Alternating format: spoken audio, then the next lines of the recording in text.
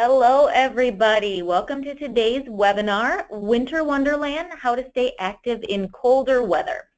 Before we get started, just a couple of the housekeeping items to take care of. We will hopefully have time for questions at the end, and you can type those into the question box in the lower portion of your control panel. We will be posting a recording of the webinar online, but if you would like a copy of the presentation in PDF format, or if your question does not get answered today, please email our support inbox, which will be shown at the end as well. So let's get started. If I can get my slides to change here. All right. It's November. I can't believe it, but it is November. And I don't know where you are located, but it's been a quite warm fall for us here in Iowa. But we know it's coming, that consistently cold weather, snow, ice, all of it. And here's the thing. We know it's coming every year, but every year I hear the same thing. Well, it's hard to get exercise in the winter. It's cold. I don't know what to do. It's dark, so on, so forth. Well, never fear. This year I have an answer. After this 30 minutes, I don't want to hear any more excuses. And if you're listening from a warmer climate, this webinar is for you too. Don't tune out, because goodness knows I hear it from you too. When it's 50 degrees instead of 80, while it doesn't make me feel too bad for you, I know it still makes it harder for you to want to go outside. So keep listening. Today we're going to talk about what you can do inside and outside during the winter. We're going to talk about why you should get outside at least a little bit, what the benefits are to your mind and your body. And we're going to talk about how you can get outside to exercise and still be safe while doing so. We're going to touch on why you should be utilizing the outdoors in the winter first. If you're one of those people who say, oh, I'll just hibernate until spring comes again and then pick up my exercise, well, please listen. These are the benefits of exercise in the cold and in the outside. So maybe this can get you out of your den and outside at least a couple of days a week. First benefit is calorie burn. Your body works harder to regulate its core temperature when it's cold out. So you'll end up burning more calories during that workout. Obviously, this is going to vary depending on your mass and the temperature, but hey, any increase in calorie burn is good, right? An interesting side note with this has to do with something called brown fat. So we've got our normal white fat that stores calories, right? But then we have another type of fat called brown fat that once we thought was only in babies, but is now found in small amounts in adults too. So what is brown fat? Well, it's fat that is packed with mitochondria. Think back, way back maybe to 8th grade science. What was mitochondria again? Oh yeah, it's that kidney bean shaped thing, right? Yes, and it's also the powerhouse of the cell. It's the place where energy production happens.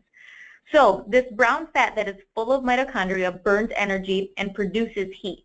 Scientists have found that people who have lower BMIs have more of this brown fat. So scientists are looking into the possibility of using this knowledge and brown fat to help fight obesity. Pretty cool stuff. Okay, great, Shelby. Thanks for the science lesson. But what does this have to do with exercising in the cold? Well, when you exercise and spend time in the cold, your brown fat is more active, and it could even cause you to grow new brown fat cells. There's our connection. While it's still kind of a mystery because it's hard to find in the body, scientists say that everyone has at least some, and they believe that we can grow it in anybody. But until that happens, working out in colder weather can help you naturally build this brown fat to burn more calories. Okay, next benefit of exercising in the cold has to do with your heart health. When you're cold, your heart has to work harder to distribute blood to the rest of your body. This is similar to increasing your speed or incline on a treadmill. When you exercise in the cold, you're working to stress your heart muscle. And just like any other muscle in your body, when you work it, it has to adapt, and then it's going to get stronger. So this harder work can make your heart muscle even stronger. One big note to pay attention to here, though. If you already have an unhealthy heart, have some heart health history, this can worsen your condition when you're out into the cold because, again, your heart is stressed a little bit more. So please chat with the doctor if you have any history of heart issues and are thinking about exercising outside. Next benefit to exercising outdoors, you will improve your winter hydration. If you've listened to other webinars, you know how important hydration is to almost every function in our body. So increasing hydration is super important. Think about it. Most of us drink way more water in the hot months. Why? Well, because you feel that sweat on your skin, and it signals you to take a drink. We feel thirsty because our core temperature heats up more quickly in the warmer temperatures. What happens in the winter, though, is that your sweat evaporates more quickly, so you don't necessarily feel that loss of water, but it's definitely still happening, especially when you're exercising. So when you exercise in the winter, it can increase that core temperature more often, which will signal you to drink more. The other positive is that if you are just simply continuing those summer exercise habits, which usually include drinking water before, during, and after a workout. Grabbing a water bottle is or should be second nature when you're going to work out, and it shouldn't matter the time of the year. So it just helps you create that habit. The next thing on the list is tolerance. The more you get out into the colder weather, the more your body will acclimate and you won't feel as cold. Think about it. In September or whenever we get our first cooler day, when we've just had 3 months of 70, 80, 90 degree weather, a day that is 50 degrees is freezing, right? We're all bundled up and it's just so cold. But then take April, that first 50 degree sunny day, and I know at least those of us here in the Midwest, we're running around in shorts. Seriously, we do. So what happens though between September and April? Well, our bodies got used to the cold. We acclimated to our surroundings. So you may have to tough it out for a couple weeks, but your body will get used to being outside more often, will get used to exercising outside, and you'll get more and more comfortable being outside, not only when exercising, but just walking to your car or the day-to-day things as well. So you can't beat that, being more comfortable.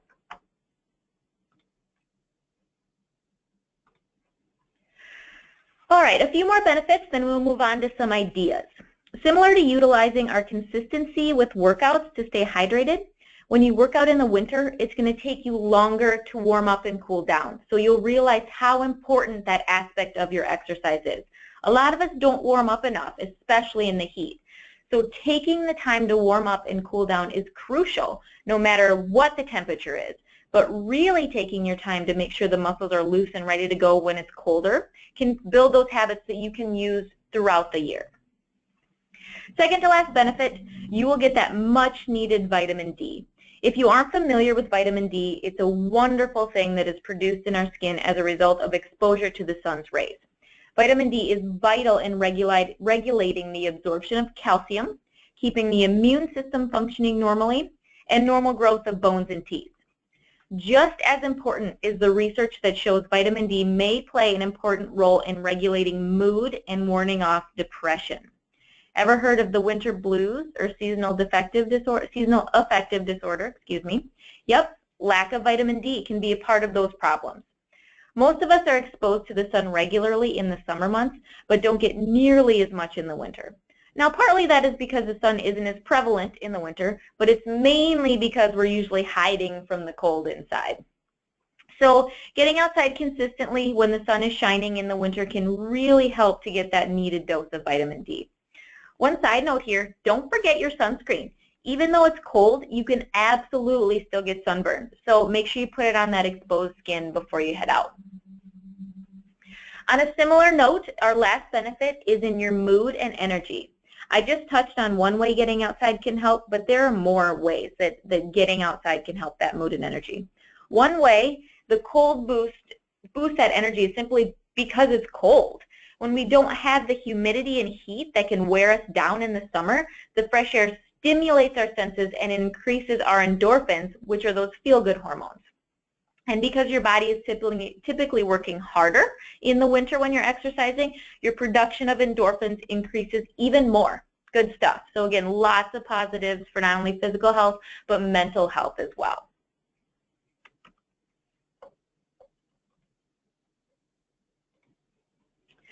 So now that we know why we should be exercising outside, what are some options? Now, you're probably not going to hear anything that you haven't already heard before from my list, but here's the thing. Try something new this year, and maybe you'll surprise yourself. Maybe you'll find something that you'll just love to do. First option, skiing. If you have a downhill course around you, take advantage of it. You can try regular skiing or snowboarding. Have fun with it. Even if you stay on the bunny hills, you're still burning a ton of calories and are getting that sunlight exposure we are looking for. If you don't have a ski resort around you, or if you don't want to spend the money on a lift ticket, try cross-country skiing. This is an absolutely phenomenal workout, probably one of the best you can do in the winter. Depending on your size, you can burn 400 to 500 calories each hour, and that's just going at a slow pace or normal pace. If you pick up the speed, you can bump that to over 500 calories an hour. And so there are trails you can find by looking online, or you can forge your own trail somewhere if you got a big backyard or have some land. Snowshoeing is right up there with cross-country skiing for workouts as well. Again, depending on your size, you can burn around 350 calories an hour doing this. It's a great workout because basically you're hiking, but then you can go off-road and go into deeper snow. I love snowshoeing because it's a beautiful way to enjoy nature in the winter. It's so peaceful being out in the woods with the quiet that the snow brings. Not only good for your physical health, but for your mental, emotional, and spiritual health as well. Next, we have ice skating. That's another kind of out-of-the-box option. We think, oh, ice skating, that's just for kids, right? No, it's not. You can go as simple as just skating around the local rink during free skating, or you can try your hand at hockey. Both will challenge multiple muscles and will hopefully only give you a few bruises from falling. Just maybe wear extra padding when you're first going out. But again, another great option, something that we know is out there but that we may not think of doing or enjoying.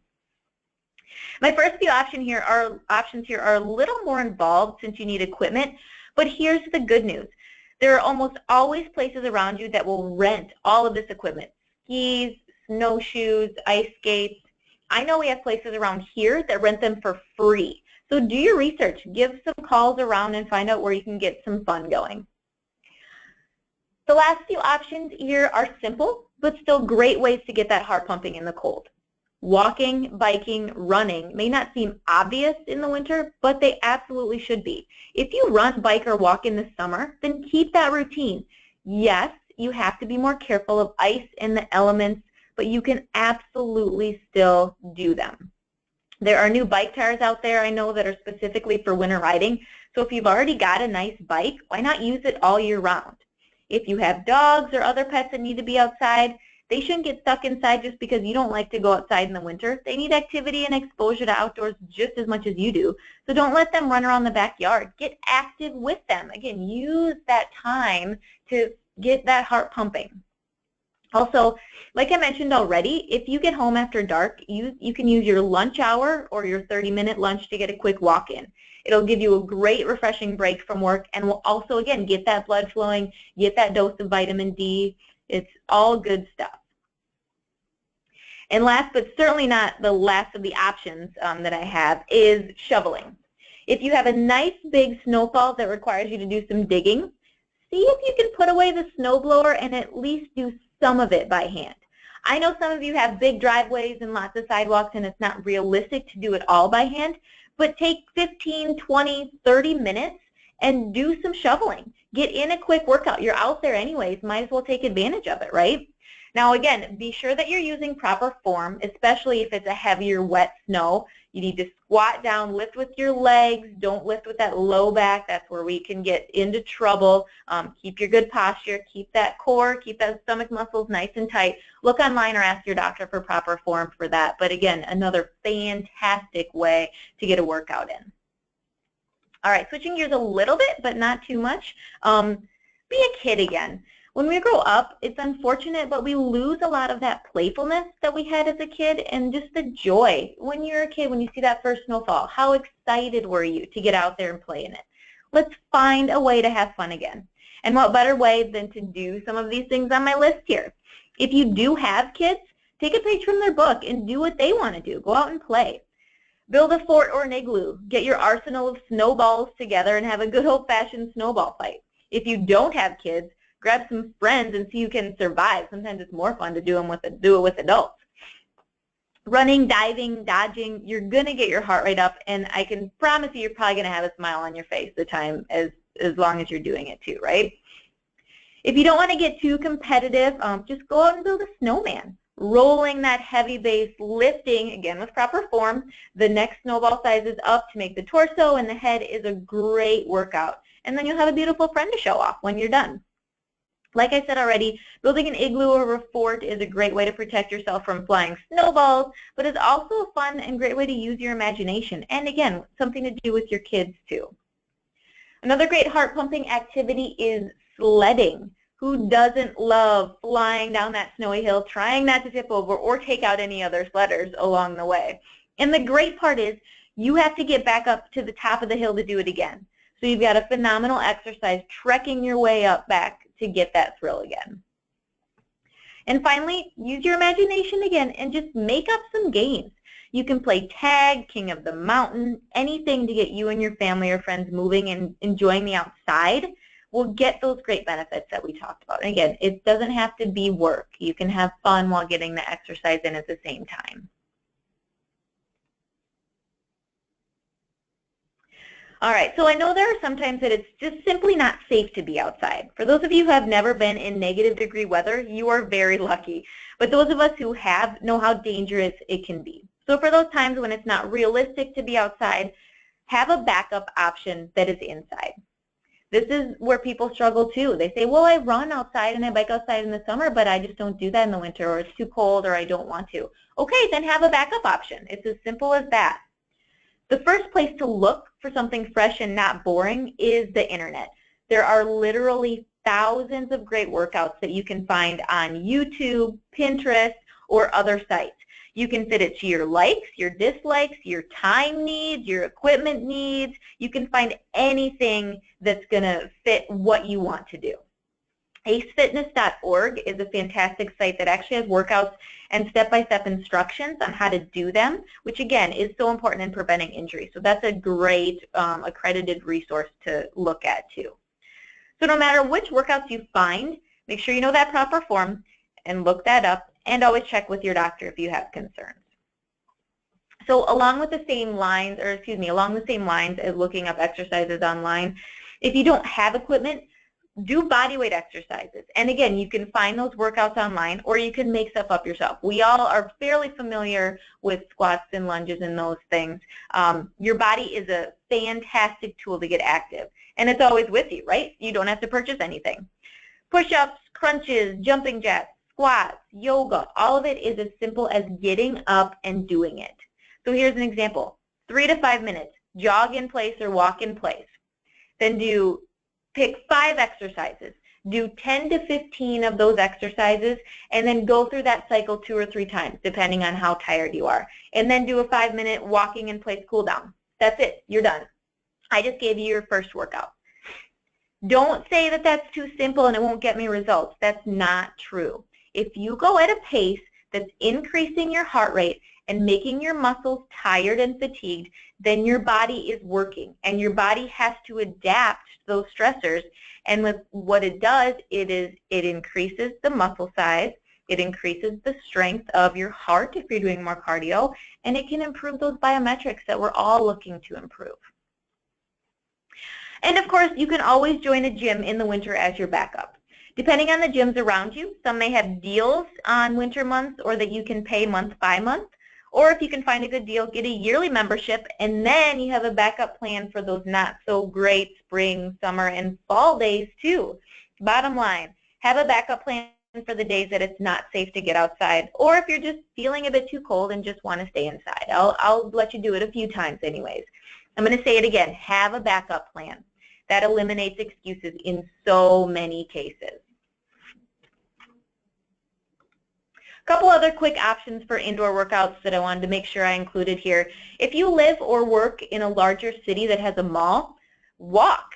And no, it's not just for that retired couple who likes to mosey around during the week. It's a safe, warm environment that has long stretches of walking areas for you. And if you're worried about getting sidetracked by the holiday sales, just don't bring your purse or wallet in. It's simple as that. If you don't have money, you can't buy it, right? And then you can just use those lanes to walk. Schools can also be a place to get some exercise in. Some schools actually open up in the evenings or weekends at different times so people can walk the hallways. They might also have stairs too, which I'm always going to mention because that's one of my favorite workouts. So you can call your local schools and see if they offer that as well. Okay, enough of that inside stuff. Let's get back outdoors and let's talk safety. Before you even step outside, it's important to look at the conditions to make sure it's not one of those days where it's inadvisable to go outdoors, or if you need to cut your workout short due to the temperature. And the temperature is only one factor that you need to look at. Wind chill is just as important, if not more important, because the wind penetrates your clothes and can take away that thin layer of warm air that your body creates on its own. At wind chills below, it's around negative 18 degrees Fahrenheit. Frostbite can occur on exposed skin in 30 minutes or less. So you really need to pay attention to what the actual temperature is. And it's important to know the signs of frostbite and hypothermia as well, so I just want to throw those in there in case you are exercising and you start to feel some of these different things. Frostbite signals you with numbness, loss of feeling, or stinging sensation in those areas that are exposed. Usually when you get back inside, that goes away, but if the numbness does not go away, make sure you check with your doctor. Hypothermia is a lot more serious, and those symptoms can include shivering, slurred speech, loss of coordination, and fatigue. So if that occurs with you or anyone that you're with, get emergency help immediately. And again, that's why it's even more important to look at those conditions before you go out so you can avoid being in that situation in the first place. Precipitation is also something to look into. If it's sprinkling or a heavy, sticky snow, that can stick to you and that can cool you down even further because you get the wet element as well. So make a common sense decision when it comes to the temperature. You always have those backup inside options that you created for those days, right? All right. Next tip for outdoor exercise is dressing in layers. So when you start off exercising, your body isn't warmed up yet, so you need some of that extra warmth and, you know, maybe cold enough where you're going to need it the whole time that you're exercising. Your muscles will start burning energy and warming up for you, but they aren't going to right away. The recommendation for layering is as listed here. The inside layer should be something that wicks away the moisture and the sweat from your body. Because the moisture, when we sweat, it's meant to cool us down, but we don't need that in the winter because the outside air is already cold enough. Clothes made with polypropylene or similar fabrics are ideal for that. You hear dry fit, those type of words. That's what those products are typically. We want to try to avoid cotton next to your skin because that just holds the wetness next to your skin, which again, like I just said, it cools you off even faster. So again, we want that wicking fabric right next to our skin. The next layer above that is our insulating layer. So something like wool or fleece is recommended there. And then lastly, a waterproof but breathable layer, kind of like a jacket, you know, waterproof jacket. You may have to play with your layers a little bit because some people, obviously depending on size and things like that, are going to need more or less insulation. Legs are a little bit different too. They may not need quite as much layering since our core is typically what needs that protection. But don't leave your legs exposed either. Be sure you've got at least one layer of protection because you can easily, again, get frostbite there if you're not careful. Protecting your head, hands, and feet and ears is next. When our body is cold, it redirects our blood flow to our core, which is going to leave those hands and other extremities vulnerable. So similar to the first layer of those clothing items that we just said, the recommendation for our hands is to wear a thin glove, ideally made of that same wicking material, and then wear that underneath a thicker glove or mitten. Mittens are typically recommended because it keeps the fingers together, and again, they can kind of warm each other up with that. Some experts actually recommend, too, to think about having a slightly larger size of shoe for winter running or exercising so that you can put on thicker socks or multiple layers. So something to think about there. Something that I don't think about. You think, okay, well, I'll just put some better socks on. But if you have a little bigger shoe that you can still exercise in, you can get some great benefit by a couple other layers of socks there. We lose a lot of heat from our head, so be sure that you've got a hat if it's really cold, or at least a headband to cover up those very vulnerable ears. If you're one to brave even colder temperatures, you can put on a face mask or wrap a scarf around your chin and mouth, because again, those are very sensitive areas for frostbite and those types of things. And like I mentioned once already, do not forget the sunscreen. You can still get sunburn no matter what the temperature is. Also, you can damage your eyes with that bright sun, especially when it's reflecting off of fresh snow if you've got snow. So put on sunglasses as well if it's a sunny day. Another tip I mentioned already, but that is worth noting again, is to stay hydrated. Like I said, you don't notice being thirsty as much in the winter because you don't get as sweaty. So be sure you're still drinking those fluids that will keep you safe and will reduce the risk of dehydration, because again, you still can get dehydrated in the winter as well. And we know that we have less sunlight to work with in the winter months, but you can still exercise outside if you want to in the dark. Just be sure, again, you're taking the precautions so that vehicles and other people can see you, and also just be aware of how quickly the temperature drops when the sun goes down. Reflective clothing and shoes are very easy to find, so be sure you're adding those to your wardrobe. Headlights and tail lights on your bikes can make it much safer if you're out for a later ride. You can wear a headlamp on your head as well, and that's going to make you visible to everyone when you're walking or skiing, whatever other activity you may be doing.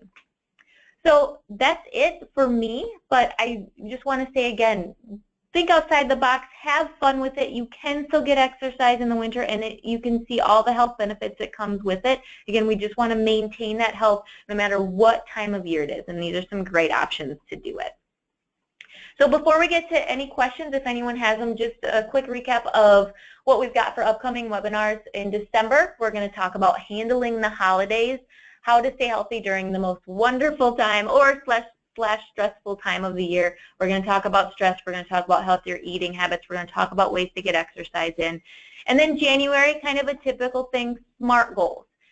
Goal setting is so important to keeping those resolutions last all year long. So we're going to talk about some great tips there. And like I promised, here is our contact information. If you do want a PDF copy, you can email us at thehealthcoach@healthcheck360.com. You can watch this webinar later today or tomorrow. I'll try to get it up as soon as I can at healthcheck360blog.com. We're on Facebook, we're on Twitter, we're on Instagram. If you want to set up a coaching call, you can always give us a call in. Otherwise, I'll leave it open here for a couple minutes for questions.